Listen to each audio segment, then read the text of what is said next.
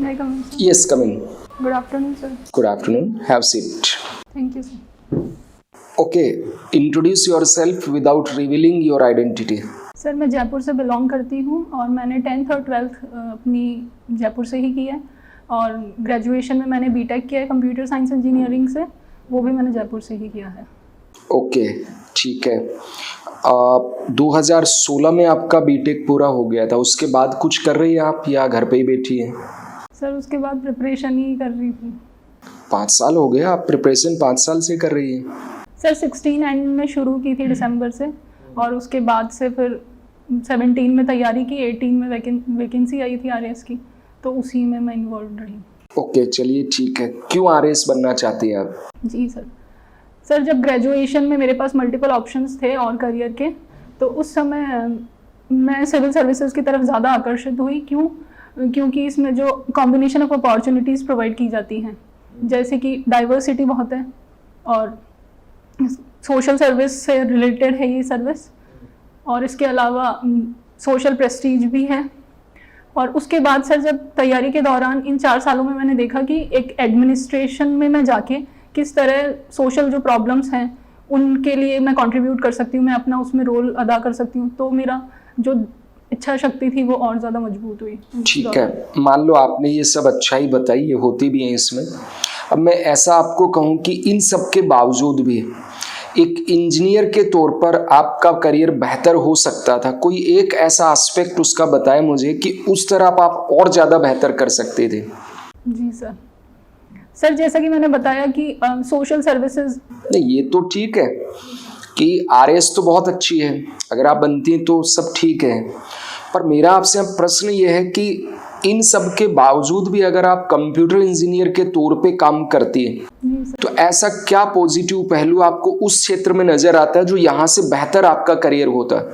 Sir career बेहतर के मामले में अगर मैं बताऊं तो प्रमोशंस उसमें अच्छे थे और सैलरी, बेसिकली सैलरी हम कह सकते हैं कि सैलरी उसमें ज़्यादा होती है और प्रमोशंस अच्छे होते हैं तो वो, और उसके अलावा सर मुझे बस मनी फाइनेंशियली मैं देख सकती हूँ उसको, और करियर ग्रोथ वहाँ पे भी थी, पर्सनालिटी ग्रोथ वहाँ भी थी और यहाँ भी है। ठीक है, तो एक चीज़ मुझे बताइए, आज के समय में ऐसा कहा जाता है सोसाइटी में कि जिसके पास धन है वो सब कुछ कर सकता है।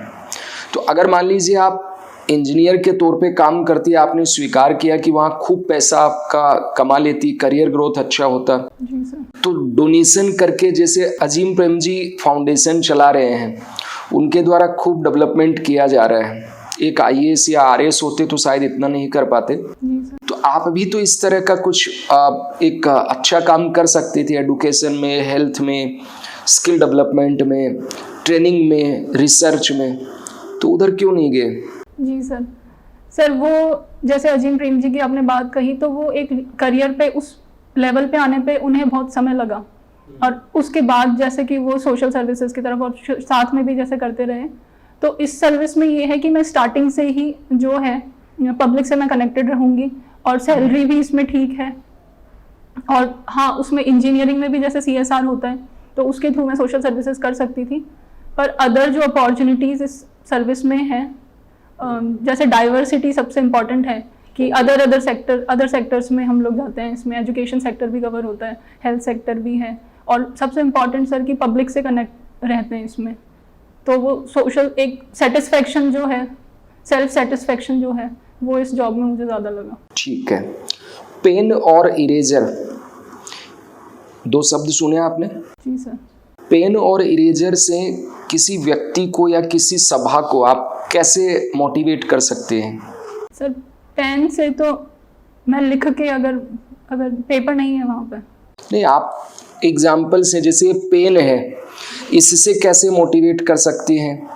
इरेजर का एग्जाम्पल देके कैसे आप मोटिवेट कर सकती हैं लोगों को? जी सर पेन से मैं ये एग्जाम्पल दे सकती हूँ कि जिस प्रकार नहीं सर, कि पेन जो है, जो ताकत है उससे ज़्यादा फोर्स से ज़्यादा ताकतवर पेन है, तो इसकी मतलब कि इसका यूज़ लेके आप पढ़ाई लिखाई करके कोई भी जो भी करियर में आप चाहते हो वो अचीव कर सकते हो। और इरेजर से मैं ये कहूँगी कि आप जिस तरह इरेजर हमारी गलतियों को मिटा देता है, उसी प्रकार हमारी लाइफ में कोई भी, हमें इरेजर से ये सीखना चाहिए कि हमारी लाइफ में जो भी फेलियर्स हुए हैं उसे हम अपनी लाइफ से मिटाएं और आगे बढ़ें। ठीक है, तो आपकी लाइफ में पेन और इरेजर कितना महत्व रखते हैं? आप कंप्यूटर साइंस से पढ़ी लिखी, और कंप्यूटर में पेन भी होता है और उसमें इरेजर भी होता है, और सबसे ज़्यादा प्रयोग भी इन्हीं का होता है अगर मान लीजिए यूज़ करें तो ये आपकी लाइफ में कहाँ तक मोटिवेट करते हैं जैसा आपने बताया है? सर मैं आज यहाँ बैठी हूँ, इसके पीछे पेन ही एक रीज़न है। गुड, ठीक है, ओके। कंप्यूटर साइंस के जो छात्र होते हैं इनका मेरा मानना है प्रशासन में बहुत ज़्यादा योगदान होता है। जी सर। ई गवर्नेंस का ज़माना है। जी सर। और सिक्योरिटी, डेटा सिक्योरिटी ये भी होना चाहिए। अक्सर गवर्नमेंट की वेबसाइट्स को हैक कर लिया जाता है। जी सर। तो आपका क्या मानना है कि जो ऑर्डिनरी स्टूडेंट होते हैं, जो दूसरे फील्ड के स्टूडेंट होते हैं, उनमें और एक कंप्यूटर साइंस पढ़े लिखे इंजीनियर में अगर दोनों को प्रशासनिक अधिकारी बनाया जाए तो कौन बेहतर होगा? सर बेहतर तो दोनों ही हो सकते हैं। कंप्यूटर साइंस का ये है कि हमें पहले से थोड़ी नॉलेज होती है सब्जेक्ट की, तो उस चीज़ को समझने में और इम्प्लीमेंट करने में थोड़ी सरलता हो सकती है। पर जैसे अदर जो बैकग्राउंड से जो स्टूडेंट्स आते हैं उनके लिए भी जैसे साइबर सिक्योरिटी है, तो पुलिस सर्विसेज में इनकी बाकायदा ट्रेनिंग होती है, और तो वो लोग भी ये सब चीज़ सीख सकते हैं। तो एडमिनिस्ट्रेशन में मेन जो है कि आपके पास और जो एडमिनिस्ट्रेटिव जो वैल्यूज़ हैं वो सबसे ज़्यादा इम्पोर्टेंट रखती हैं इस सर्विस ओके। जयपुर संभाग के अंदर एक 2-4 दिन से घटना चर्चित में एक डेड बॉडी को लेकर के फ्रीज किया गया है और आंदोलन चल रहा है। इसके पीछे क्या इश्यू है, क्या जानती हैं आप? सर मैं इतना डिटेल में तो नहीं बता पाऊंगी, पर जैसा कि मुझे मालूम है एक पुजारी थे शंभू शर्मा करके, और उनका कुछ लैंड से रिलेटेड कोई डिस्प्यूट था। उनकी लैंड का मंदिर माफी की ज़मीन थी, तो जो दबंग लोग थे उन्होंने उसको अधिकार में ले लिया था। तो इस वजह से उन्होंने उसके लिए काफ़ी लड़ा भी, पर नहीं जीत पाए वो। और प्रशासन का भी इसमें कहा जाता है कहीं ना कहीं कमी रही, पुलिस की भी थोड़ी कमी रही। तो इस वजह से उन्हें उनके ज़मीन को वापस दिलवाने के लिए बेसिकली जो प्रोटेस्ट वगैरह हो रहे थे 10 दिन तक उनकी बॉडी को रखा गया। तो उनके आगे पीछे तो अब कोई है ही नहीं, तो उनकी ज़मीन किसको दिलाई जाएगी? ना तो कोई रिश्तेदार है, ना उसके बच्चे थे, अकेला था, वृद्ध था, तो अब किसको ज़मीन मिलेगी? मान लो मिल भी जाए तो? सर सॉरी, मुझे इसके बारे में इतनी जानकारी नहीं है, पर मैं ये बोल सकती हूँ कि इसमें एक एग्जाम्पल जैसे सेट करना था। अभी कल की ही शायद बात है, एक कमेटी बैठाने की बात कही गई है कि जो मंदिर माफी की ज़मीन है उनका जो अतिक्रमण होता है, मतलब कब्जा होता है, उसको रोकने के बारे में जो है कमेटी बैठाई गई है। तो शायद ये एग्जाम्पल सेट करने के लिए। ओके। ML कुमावत साहब कौन है, चर्चा में क्यों है अभी? जी सर ये RPSC के फॉर्मर चेयरमैन हैं, और अभी इनकी अध्यक्षता में कमेटी गठित की गई है जिसमें जो अभी जो ये रिक्रूटमेंट के एग्ज़ाम्स होते हैं इससे रिलेटेड जो भी इरेगुलरिटीज़ जो होती हैं, जैसे कि एग्ज़ाम का डिले होना या फिर अपॉइंटमेंट में डिले, तो इससे रिलेटेड जो है वो एक गाइडलाइंस प्रोवाइड करवाई जाएगी। वो लोग इसमें अपने रिकमेंडेशंस देंगे। ओके। कंप्यूटर के जनक कौन माने जाते हैं? सर चार्ल्स बेबेज को कंप्यूटर का। और भारत में कंप्यूटर इंट्रोड्यूस किसने किया? Sorry sir. Super computer Bharat में किस संस्था द्वारा सबसे पहले बनाया गया था? सर मैं गैस कर सकती हूँ, शायद CDAC है। शायद या वास्तव में? सर CDAC ही इम्पोर्टेंटली, मतलब कि सारे जो सुपर कंप्यूटर्स हैं मैक्सिमम तो वो CDAC के द्वारा ही होते हैं। ठीक है, तो अभी CDAC द्वारा एक फास्टेस्ट सुपर कंप्यूटर बनाया गया, उसका नाम क्या है? सर अभी रिसेंट जो रैंकिंग आई थी उसके अकॉर्डिंग परम सिद्धि कंप्यूटर है जो 63rd वर्ल्ड में रैंकिंग उसको मिली थी। किसने बनाया था इसको? सर ये सुपर कंप्यूटर जो मिशन है, नेशनल सुपर कंप्यूटर बनाया किस कंपनी ने? CDAC ने। ओके। और दुनिया का फास्टेस्ट कौन सा है? सर एक जापानी सुपर कंप्यूटर है, फुकागू, शायद नाम गलत हो। फुगाकू। गुड, चलिए ठीक है। अभी हमारे देश के अंदर जो ई गवर्नेंस को लेकर के मिशन चल रहा है, इस मिशन के लिए भारत नेट कितना इम्पोर्टेंस रखता है? Bharat net project. Sir Bharat net जो है वो बेसिकली है कि जो ग्राम पंचायत है हमारी, तो वहाँ तक ऑप्टिकल फाइबर लाइन हमें बिछानी है ताकि जो रूरल जो एरियाज़ हैं हमें उन्हें भी हमें कनेक्ट करना है। तो इसके लिए हम कह सकते हैं कि अगर जो हमारा ग्रामीण क्षेत्र है अगर वो स्ट्रेंथन होता है तो सबसे इम्पोर्टेंट ही वही है। ओके, चलिए ठीक है। अभी देश के अगले जो चीफ जस्टिस बनने वाले हैं वो कौन होंगे? Sir mister N V. Ramanna sir. N V. Ramanna, ठीक है। क्या प्रोसेस है जस्टिस को चयन करने का भारत के अंदर? सर अंडर आर्टिकल 124 जो कॉलेजियम बैठता है उसके तहत, सर कॉलेजियम नहीं होता है उसमें, जो सीजेआई होते हैं हमारे वो रेकमेंड करते हैं। अकेले सीजेआई कर लेते हैं? मतलब अकेले chief justice of India recruit कर लेते हैं जजों को? जी नहीं, वो रेकमेंड करते हैं सर, जो भी सीनियर मोस्ट जज होता है सुप्रीम कोर्ट में, तो वो उसके अकॉर्डिंग वो उन्हें रेकमेंड करते हैं एंड देन प्रेसिडेंट जो है वो उन्हें अपॉइंट करते हैं। ओके, मान लीजिए किसी हाई कोर्ट के जज को सुप्रीम कोर्ट में प्रमोट करना है, जज बनाना है, तो उसके लिए जो कॉलेजियम व्यवस्था है उसका स्ट्रक्चर क्या है, कितने लोग होते हैं उसमें और क्या प्रोसेस होती है? 2 सीनियर मोस्ट जजेस होते हैं सुप्रीम कोर्ट के, एक सीजेआई होते हैं और एक जो सीजे होते हैं उस हाई कोर्ट के वो होते हैं, और एक गवर्नर। इनकी रिकमेंडेशन पे जो कॉलेजियम होता है वो ये रेकमेंड करते हैं और फिर जो प्रेसिडेंट हैं हमारे वो अपॉइंट करते हैं। ओके, चलिए ठीक है, थोड़ा देखें। आज के अखबारों में डार्क वेब के बारे में कुछ बताया गया था, डार्क वेब के खतरों के बारे में, तो ये क्या होता है डार्क वेब? जी सर इंटरनेट पे जैसे कि हम लोग सर्च करते हैं सर्च इंजन के थ्रू, तो जो डार्क वेब है उसमें हम जो नॉर्मल जो सर्च इंजन होते हैं जैसे कि गूगल हुआ, गूगल क्रोम, इनके थ्रू हम उस जो वेब है डेटा है उसको एक्सेस नहीं कर सकते। तो जो पूरा जो इंटरनेट पे डेटा है वो उसे तो जो हम एक्सेस कर सकते हैं उसे सरफेस वेब कहते हैं, और जो बाकी 6% के अराउंड होता है वो डार्क वेब होता है। तो डार्क वेब का यूज़ पॉजिटिव सेंस में भी किया जाता है और नेगेटिव सेंस में भी। पॉजिटिव सेंस में ये कि जो लॉ इन्फोर्समेंट एजेंसीज होती हैं हमारी, तो ये कोई भी रिकॉर्ड निकालना है किसी का भी इलीगल एक्टिविटीज़ का, ये तो इस काम में ली जाती है। और जैसे बैंकिंग है, फाइनेंशियल एक्टिविटीज़ हैं, उन्हें सिक्योर्ड रखना है हमें, तो वो डार्क वेब पे होती हैं। और जो इलीगल एक्टिविटीज़ में मेनली जो ये क्रिमिनल्स होते हैं, ऑर्गेनाइज्ड क्राइम्स जो होते हैं, वो इसके तहत किए जाते हैं। तो अभी जो न्यूज़ में है कि डार्क वेब, अभी जो सोशल मीडिया के लिए अभी गवर्नमेंट के जो रूल्स आए न्यू IT रूल्स, तो उसमें ये कहा गया है कि जो फर्स्ट ओरिजिनेटर होगा मैसेज का, तो उन्हें सोशल मीडिया इंटरमीडिएट्स को बताना पड़ेगा कि ये कौन है। तो बेसिकली जो एनक्रिप्शन है उसको ब्रेक करना पड़ेगा और उन्हें बताना पड़ेगा।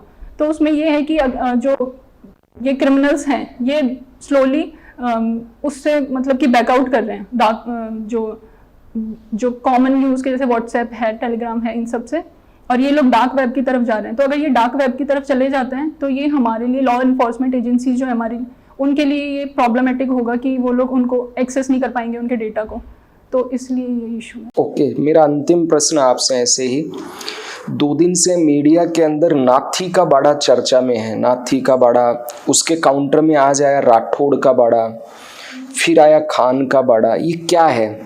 सर इस मैटर पे भी मैंने थोड़ा कम ध्यान दिया है, पर अभी जो मैंने आज न्यूज़ पढ़ी थी उसके में था कि जो हमारे एजुकेशन मिनिस्टर हैं डोटासरा जी, उन्होंने कुछ अभी जो बाड़ेबंदी की गई है उससे रिलेटेड उन्होंने कुछ कमेंट किया था कि नाथी का बाड़ा का सीकर में नहीं सर, तो उससे रिलेटेड था। फिर राठौड़ उन्होंने कोई अब प्रीवियस जो राजेंद्र राठौड़ जी का कोई स्पीच था उनसे उन्होंने उठाया कि खाला का बाड़ा, ऐसा मुझे पूरी जानकारी नहीं सर इसके बारे में। ओके, चलिए, बाड़ा क्या होता है वैसे? सर बाड़ा यानी कोई जगह है जिसको एनसर्कल कर रखा है, ऐसा कुछ। बाड़ा नॉर्मली किसके लिए बनाया जाता है? गाँव में, जयपुर में भी खूब होता है कि मेरे बाड़े में ये उगा रखा है, तो क्या होता है बाड़ा? जो बगीचा होता है घर के पास में, शायद उसे क्या, मतलब बाड़ी का हस्बैंड बाड़ा हो गया, ऐसा? सॉरी सर मुझे जानना। अच्छा, चलिए ठीक है, थैंक यू। आपने अपने फॉर्म पर लिखा हुआ है हिंदी इंग्लिश। जी sir. Shall we continue in English? Are you more comfortable with Hindi? Sir I am more comfortable in Hindi. Okay, fine. आप जो ये कंप्यूटर साइंस पढ़ती हैं, engineering, does it engulf hardware also? जी सर। डिस्प्ले सिस्टम्स पढ़े होंगे आपने? जी सर। Fine, good. आप मुझे ये बताएं, जब अपन ऑर्डिनरी कलर्स मिलाते हैं, प्राइमरी कलर्स, स्कूल में जो पेंटिंग करते हैं water colours, if you are running short of the green colour, कौन से 2 कलर्स आप मिक्स करके ग्रीन कलर बना सकती हैं? Sir yellow and blue. Yellow and blue, y plus blue equal to g। Okay, now ये जो डिस्प्ले सिस्टम है, okay, the ones you are seeing here, इसमें कौन कौन सी डॉट्स होती हैं? सर कलर्स कौन से यूज होते हैं? Sir RBG colour, red, blue and green. Red, blue, green. जी सर। तो ग्रीन तो ऑलरेडी है यहाँ पे, तो लाइक पहले ब्लू प्लस येलो मिला के आप ग्रीन बनाती हैं।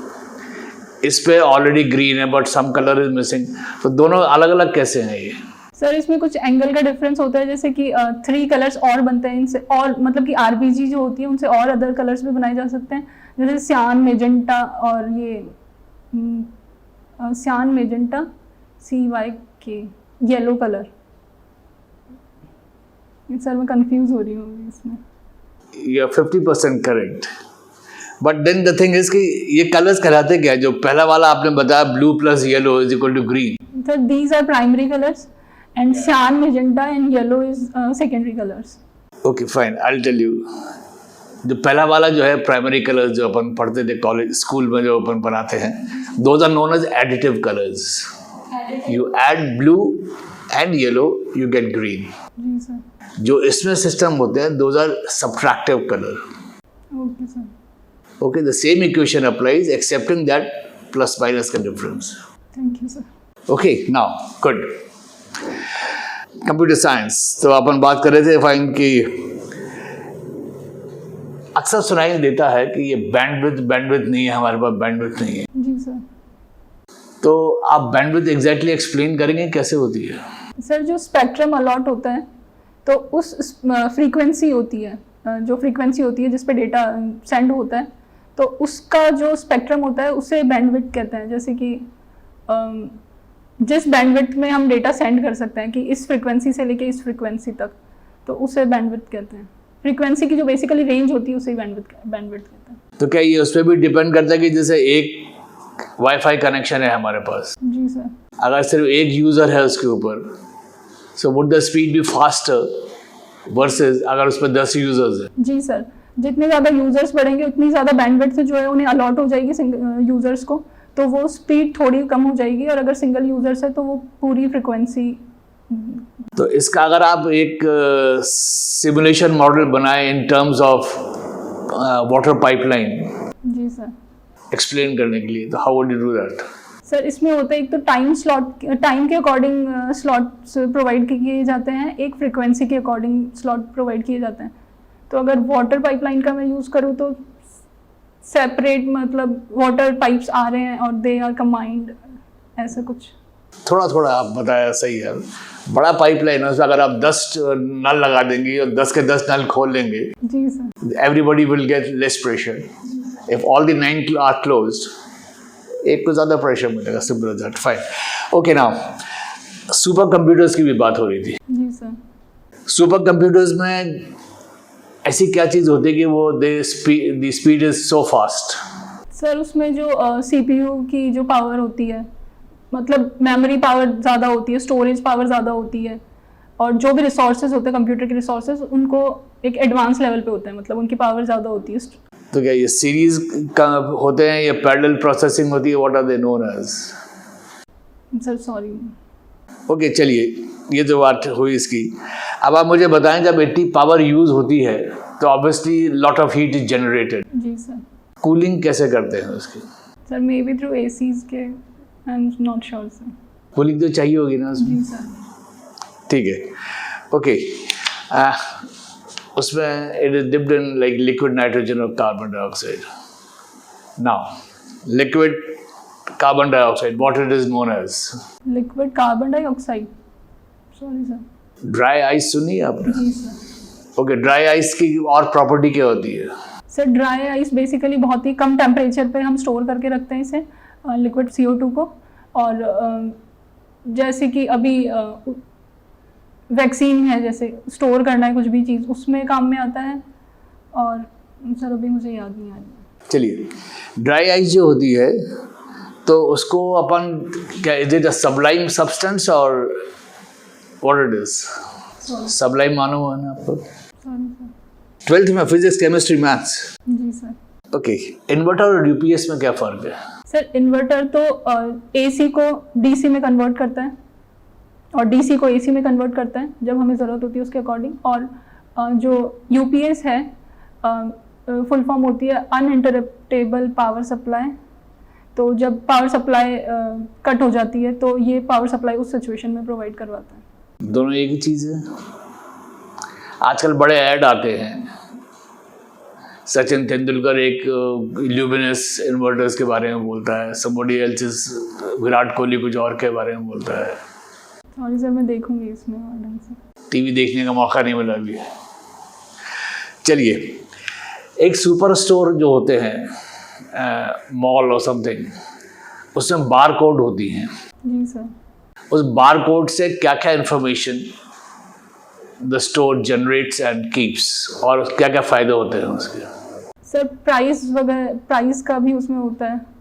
और सर इसमें भी मुझे कम जानकारी है। और अदर इन्फॉर्मेशन जो शायद प्रोडक्ट की जो सिक्योर्ड इन्फॉर्मेशन होती है वो यूज़ में ली जाती है। इन्वेंट्री कंट्रोल हो सकती है उससे? जी sir. Inventory control? Sorry sir, मुझे जानकारी नहीं। ओके, चलिए कोई बात नहीं। 5G टेक्नोलॉजी जो आ रही है उससे क्या एडवांटेज मिलेंगे हमें? सर 5G में जो स्पीड है वो और ज़्यादा हो जाएगी 4G के कंपैरिजन में। तो इससे जो हमारी इंडस्ट्रीज़ हैं और जो अभी इंडस्ट्री 4.0 है, जैसे कि AI हो गया, रोबोटिक्स हो गया, तो इसमें हमें और बूस्ट मिलेगा। तो और डिजिटलाइजेशन को हमारे जो कंट्री में है उसको और बूस्ट मिलेगा। और जो टर्मिनल्स अभी रूरल विलेजेस में लगे हैं, रूरल एरियाज में लगे हुए हैं, ई कियोस्क है या ई गवर्नेंस के हैं, वो किस टेक्नोलॉजी पे काम कर रहे हैं अभी? Which generation sir? Sorry sir, 3G और 4G एट बेस्ट।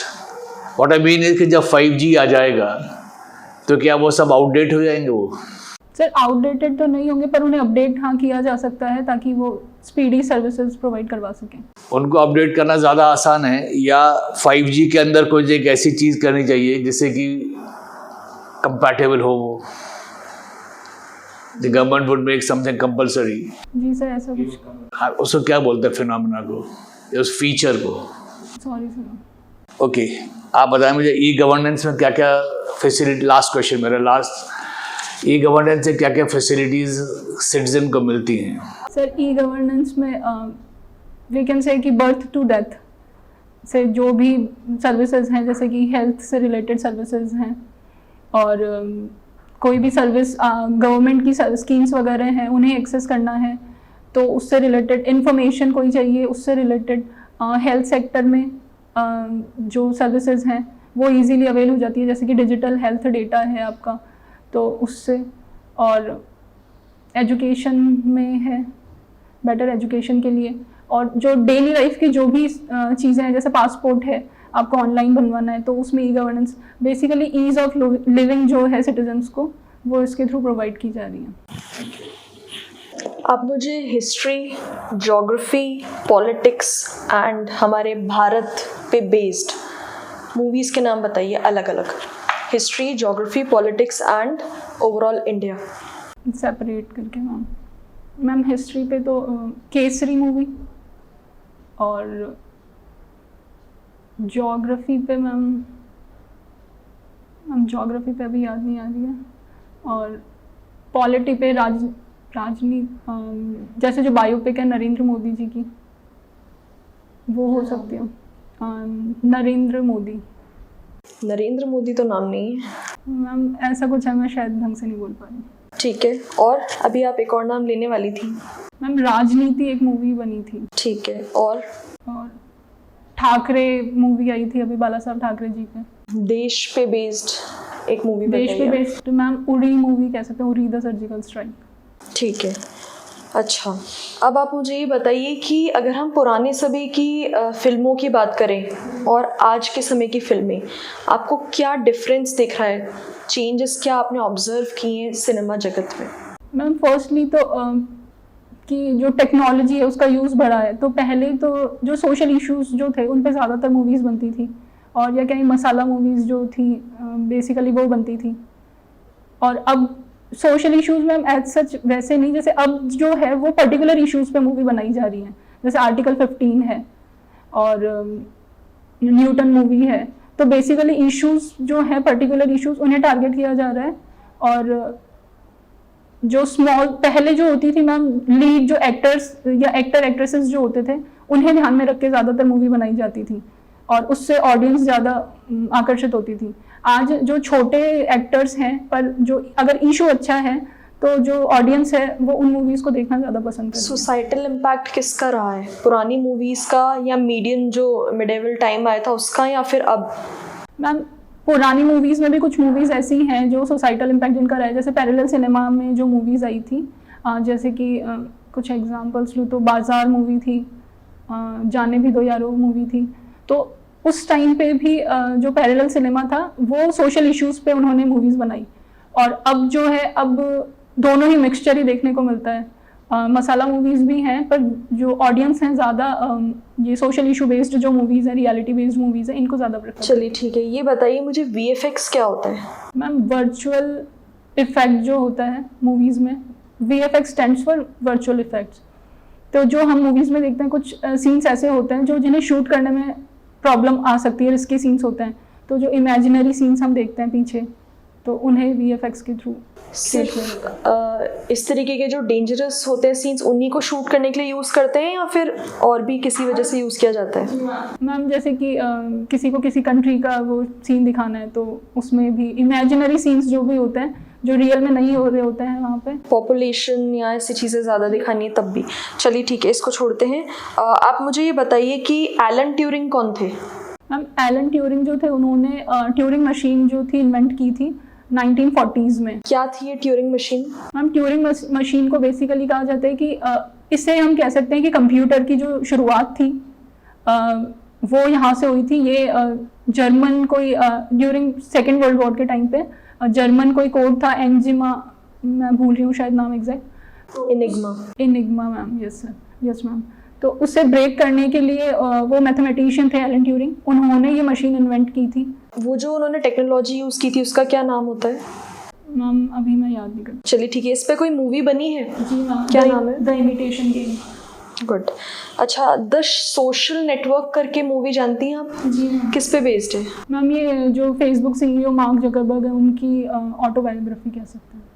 चलिए, स्टीव जॉब्स भी एक मूवी आई थी। जी मैम। नाम या जॉब्स, सॉरी मैम अभी नाम याद नहीं। चलिए ये बताइए स्टीव जॉब्स किस कंपनी से रिलेटेड है? मैम एप्पल के CEO हैं मैम। और एप्पल उन्होंने सेकंड टाइम पहले भी CEO थे, फिर उनको निकाल दिया गया था टेम्पररी, देन वापस उन्होंने एक्वायर करा था। उसके बीच में वो किस कंपनी से रिलेटेड थे? Ma'am sorry. एक और कंपनी के वो CEO रहे हैं। Sorry ma'am.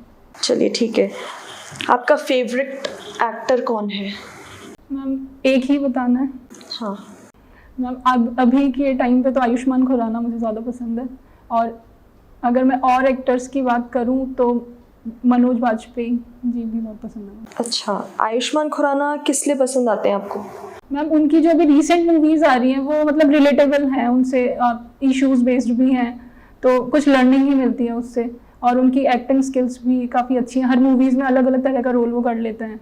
आपको ऐसा नहीं लगता कि जो मूवीज़ हमारे इस तरीके के आयुष्मान खुराना टाइप जो एक्टर्स हैं वो मूवीज़ अच्छी करते हैं, एक्टिंग भी अच्छी है और सोसाइटी के जो चीज़ें उसको भी दिखाते हैं, पर फिर भी इनकी मूवीज़ इतना पैसा नहीं कमा पाती जितना बाकी की मूवीज़ सलमान खान या इन लोगों की कमाती हैं, जबकि एक्चुअली में वो कुछ हमें अच्छा मैसेज दे नहीं रही होती हैं? ऐसा क्यों हो रहा है? मैम प्रमोशंस जो हैं वो एक बड़ा पार्ट इसमें प्ले करते हैं। तो जो ये बड़े एक्टर्स होते हैं तो प्रमोशंस, उनका जो प्रोड्यूसर्स होते हैं उनके या डायरेक्टर्स होते हैं वो बड़े डायरेक्टर्स होते हैं, तो उनसे प्रमोशंस के थ्रू एक तो, और एक दूसरा कह सकते हैं कि जो अभी भी ऑडियंस है उसमें भी मतलब दो हिस्सों में बटी हुई है अभी भी वो। तो एक जो है मॉडर्न जो वैल्यूज़ रखती हैं तो वो ऐसी मूवीज़ देखना पसंद करती हैं, और बाकी जैसे बाकी ऑडियंस हैं अभी इतनी अवेयरनेस नहीं है जिनमें, तो वो सेलिब्रिटी के तरफ ज़्यादा आकर्षित होती हैं। ठीक है, मुझे ये बताइए राजस्थान के ऐसे कौन से एक्टर हैं जिन्होंने बॉलीवुड में भी काम किया है, हॉलीवुड में भी काम किया है, और अभी कुछ टाइम पहले ही उनकी डेथ हुई थी? जी मैम, मिस्टर इरफान खान। ठीक है, गुड, ठीक है। लास्ट क्वेश्चन, अपने आप को आप एक लाइन में डिस्क्राइब कीजिए। I am a determined, hardworking, and an empathetic woman. Thank you. जा सकती है।